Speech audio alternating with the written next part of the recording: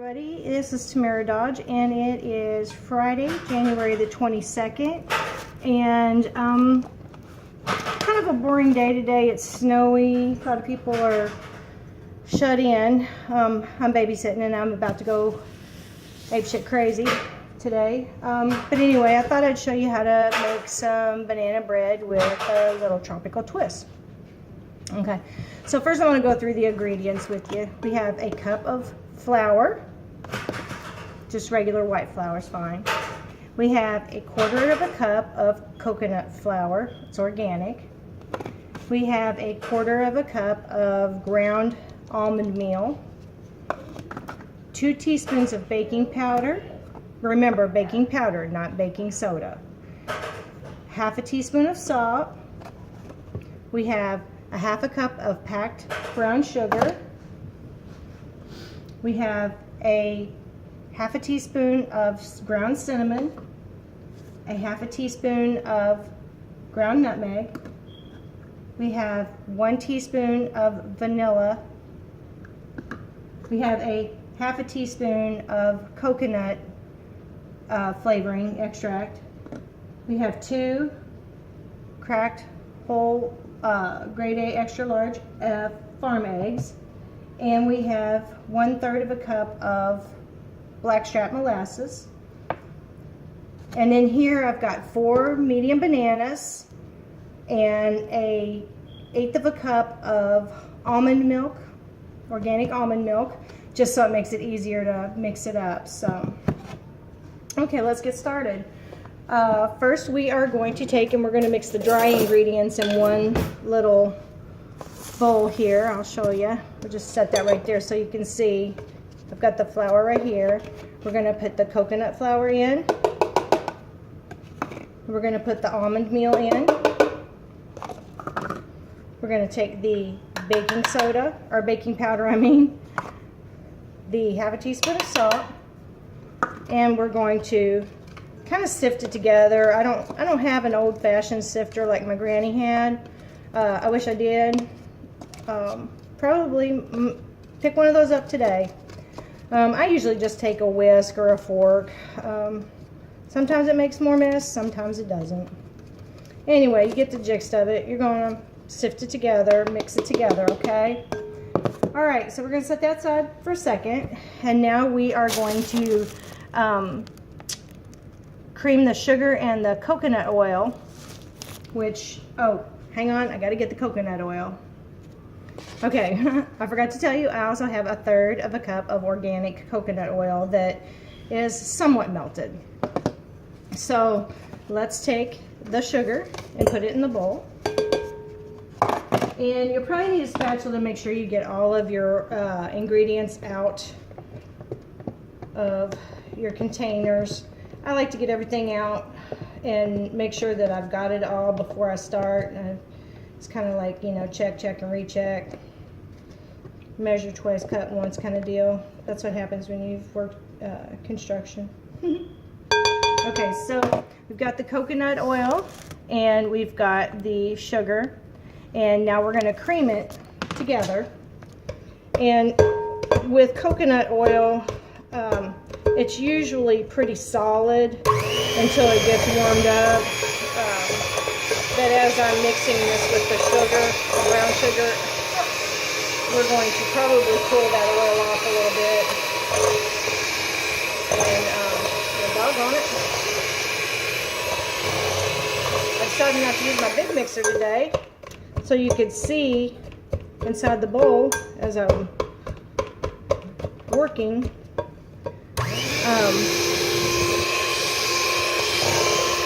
Okay. Now, a lot of you that cook, whenever you hear the word cream it together, you're thinking of like whenever you do sugar and butter. Coconut oil does not work the same way. It's never going to get creamy, not in this size of a bowl, to tell you. All right, now we've got our vanilla we're going to put in.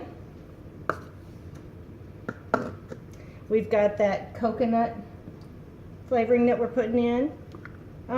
I use those little Loran flavorings sometimes. They're not as watery as some of the extracts, and they tend to be a little bit more strong. But since we are using coconut flour already, I did not want to have too much coconut flavor going in, as if that's even possible. All right, now what we're going to do is we're going to turn on our mixer on low. Well, that doesn't sound like low. And we're going to start putting the eggs in here and creaming this together.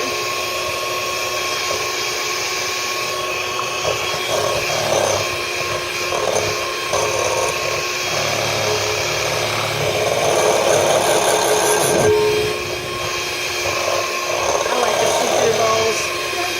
I like my big mixer, but when the grandkids are over, it's really, really hard for them to see unless they're standing up higher than what I am looking down into the bowl.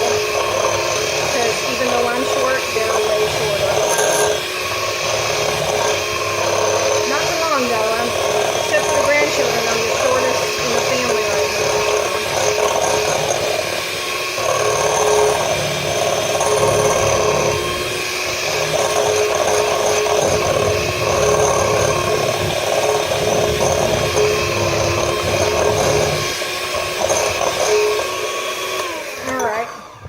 Got that mixed up pretty well, and what I'm going to do now is I'm going to take the banana mixture with the not soy milk but the almond milk, and I'm going to scrape that out. I want to get it all out.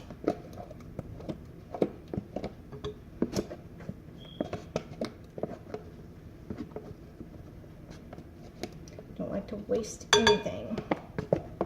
By the way, I am cooking apple butter today as well. Probably let you see that later on.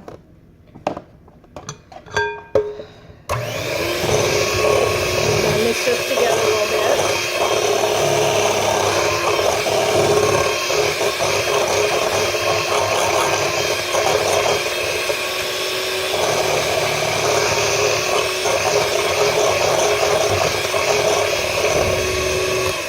Okay, now that that's mixed, I'm going to take and put my cinnamon, or that was the nutmeg, sorry, and the cinnamon in, and we're just going to give that a quick little moving around like that. You might want to take your spatula as well and scrape down on the bowl occasionally. Make sure you get everything. Nobody likes to have ingredients and mixture go to waste. I always say that's, you know, that's another bite somebody could have had. Especially if it's good. If it's not good, it's probably not a bad thing. Alright, so we got that mixed in a little bit. Now, it's important that you don't dump all of this at one time because you'll have a big old mess, and nobody wants to have a big old mess on a Friday. So I just put a little bit in at a time, and this is going to go crazy probably if I turn it on without stirring it a little bit because this bowl is pretty shallow. So let's kind of stir it around a little bit. That first.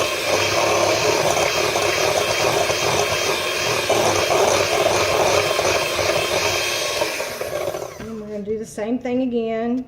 I usually add like maybe about a fourth of the mixture at a time to really incorporate it. I mean, I don't want to be here all day, but if I put it in too fast, I'm going to be there all day cleaning up the mess.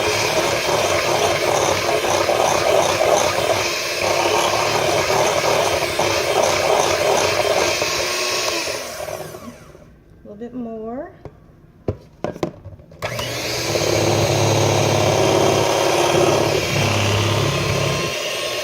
So I'm mixing up flour and stuff is just as bad as my spray paint. I get all that stuff in my nose and my eyes. It looks like I've been helping flour today.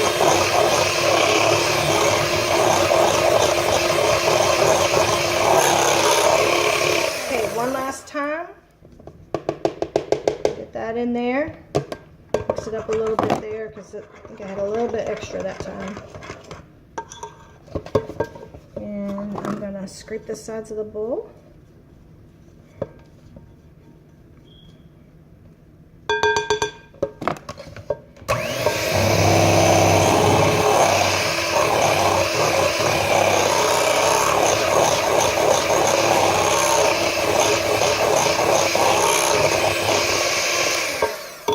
Now, one last ingredient, and you can leave this out if you want, or you can put a tad bit more in. I like it in mine. I think it gives it a really good deep taste, you know, and it layers. It's really good. I had just barely enough in one bottle to make that 1/8 of a cup, so I added like a tablespoon of water. That's why it looks kind of runny. But I use molasses a lot, and I like to make sure that I get every bit of it out because it's not cheap. And it's real blackstrap unsulfured molasses. I just think it makes the bread have a prettier color as well.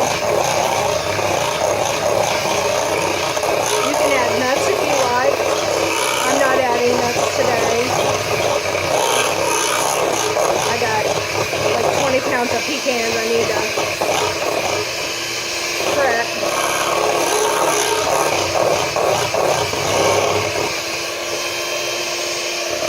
Alright, I'm going to turn that off.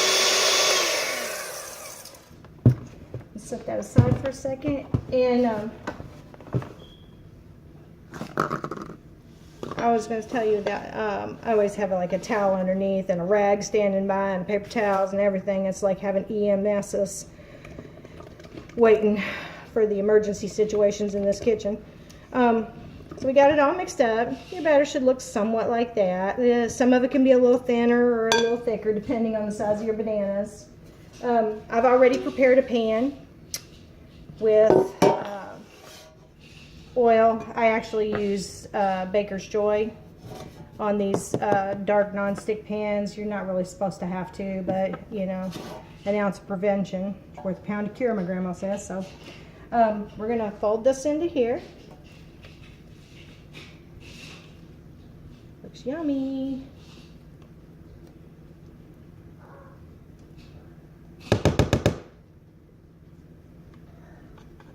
I love silicone spatulas. I can't tell you how much I love these things. Oh, and by the way, folks, I don't know if anybody's aware of it or not, but I know that a lot of people know about Dollar Tree, but they do actually have some quality items down there. They actually sell Betty Crocker brand silicone utensils, the spatulas and everything for cooking, and I don't see any need to go to Williams and Sonoma and spend $25 on a spatula when these work just as well. I've had Williams and Sonoma. I had them for years. Finally, one of my sons, I think that he got bored one day and just wreaked havoc on one. Cut it with either a knife or scissors, but you know, that's a story for my psychologist. Anyway, try to clean that up a little bit. This is what it looks like in the pan, and we are going to put this in the oven. I'm going to preheat my oven probably about, I'm going to say about 10 minutes at 350 because I have a gas oven and I like to make sure that it's just the right temperature when it goes in. So this is going to bake for, you know, like 40 to 50 minutes. You can do the toothpick test if you like. Should come out fairly clean, but moist when you stick it in. I mean, you don't want to feel like you're sawing through a mighty oak tree. But we're going to get this in the oven, and I'll show it to you later. You guys have a great day. Try to stay out of the weather if you can. Cuddle up, get some warm cider, some hot chocolate, watch a movie. Ciao.